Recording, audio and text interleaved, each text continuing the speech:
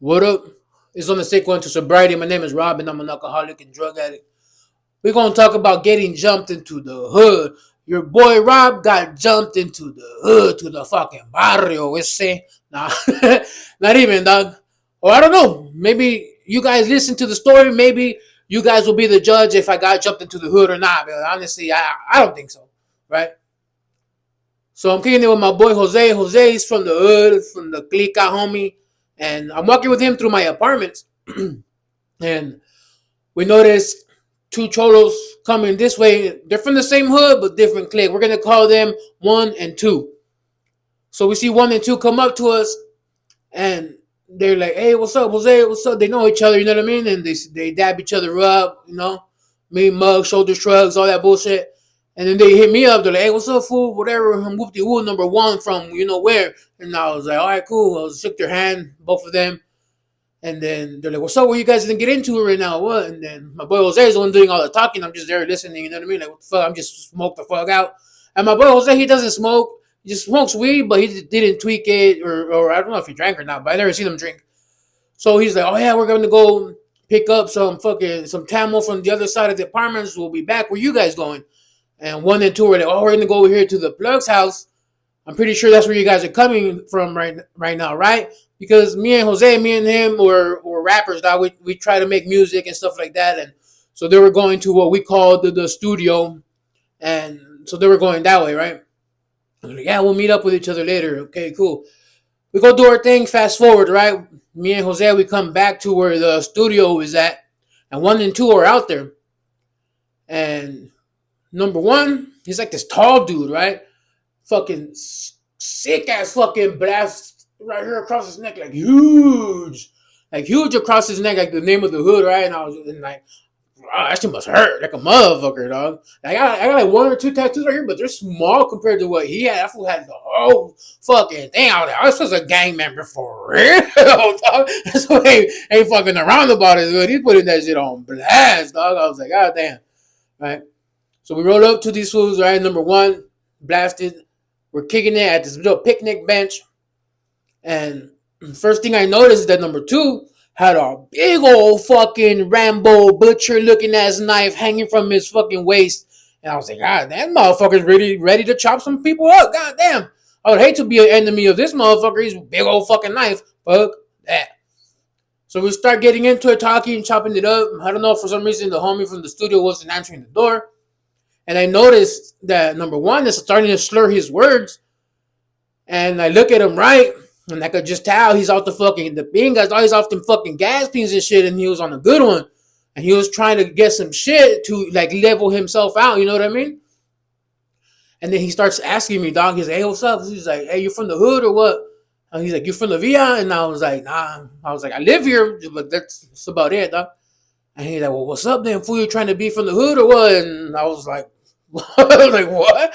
I was like, this isn't like, I didn't know this is how fucking they get people from the gangs get recruited into the gangs.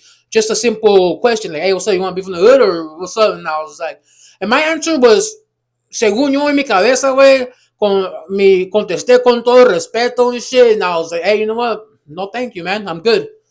That's exactly how I answered him. And then he rubbed him the wrong way. The other guy, number 2, the one with the knife, he definitely didn't give a fuck. He just knew number 1 was tripping. And my friend Jose was just there listening, you know what I mean? Whatever. And then again, a couple minutes pass by, number 1 hits me up again. He's like, hey, what's up, fool? Like, get down for the hood, dog, and again. And I was like, nah, I don't want to. And then the boy Jose tells number 1, like, hey, bro, leave him alone, fool. He's cool, dog. He's a cool cat. And whatever. And then he starts kind of like tripping, like, nah, fool, like, either you're with us or not, or some bullshit like that he was on, right? And I was like, I was just like, what the fuck? You know what I mean? And I started to get nervous. My adrenaline started pumping because I didn't know what was to occur. You know what I mean? I put myself in this dangerous situation, like always, as a good drug addict. If you don't put yourself in a dangerous situation, then you're not really doing drugs. You know what I mean? That's what the quote that we would always say to each other and shit. So whatever happened. So number 1, number 2, I guess the pills kicked in. They popped in the system, and they decided that they're gonna walk in to the homie's house, to the studio. And this time right there, the guy from the studio is my homie, dog. Like, he's a guy I considered my brother and everything.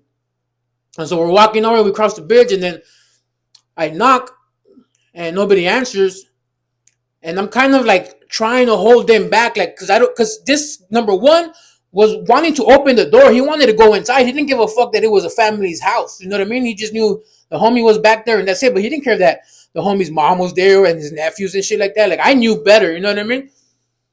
And so I tried to stop him, and I kind of got in the way. You know what I mean? I put my body to some fucking use, and I got in his way. And he's like, "Hey, what's up, fool?"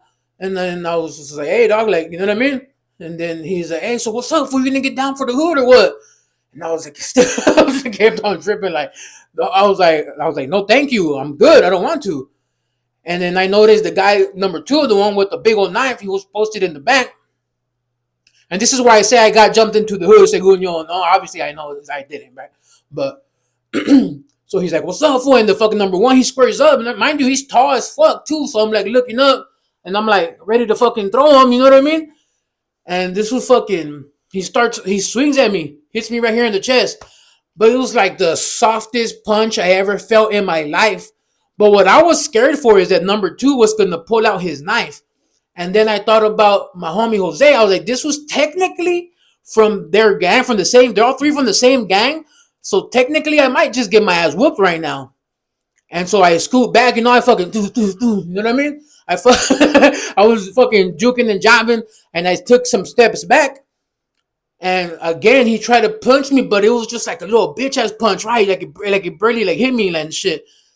And then my boy Jose, to my surprise, honestly, like fucking big shout outs to my boy Jose.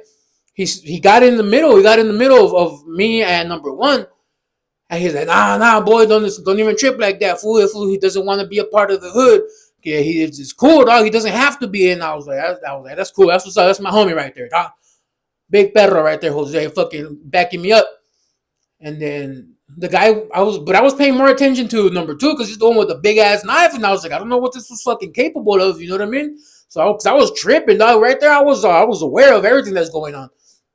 And I guess in fight or flight mode, I kind of wanted to take flight, like leave, but I kind of wanted to fight at the same time because after he punched me, after he punched me in my chest, I was like, dude, if I punch this guy, it's over. I have the advantages. This was on the sick one off the fucking pills. I'm just tweaked out. I'm not that fucked up. You know what I mean? But I really didn't want to do anything because I remembered the lesson my homie taught me. I don't know if y'all listened to my last video.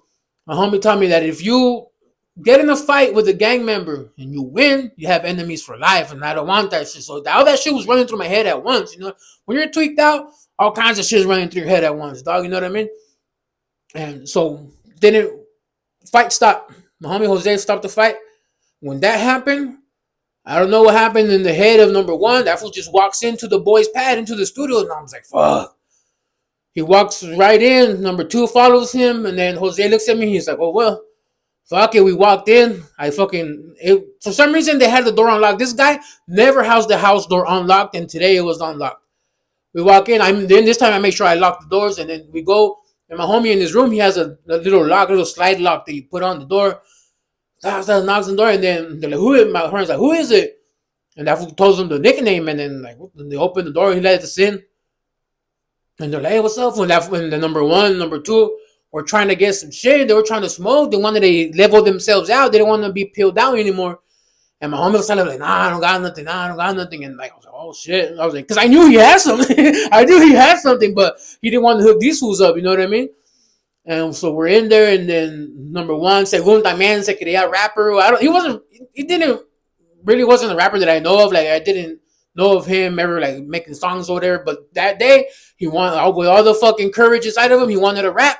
And he's like, "What's up, fool? Put some beats on, dog. Let's record or whatever." And then my homie Jose called me by my nickname.